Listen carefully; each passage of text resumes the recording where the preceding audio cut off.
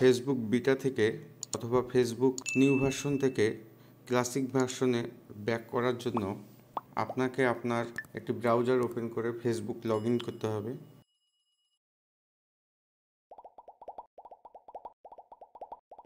Facebook log in হওয়ার পর ফেসবুকের যে কোনো একটা পেজে যেতে হবে।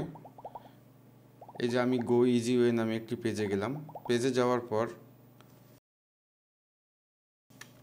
আপনার এই যে এখানে সুইচ নাও যে অপশনটা দেখতে পাচ্ছেন, এই সুইচ নাওয়ে ক্লিক করতে হবে, যেটা আমি সার্কেল করে দেখিয়ে দিয়েছি।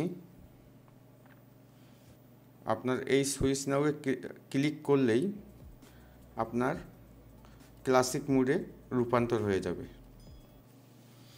এই যে আমি সুইচ নাওয়ে ক্লিক করলাম।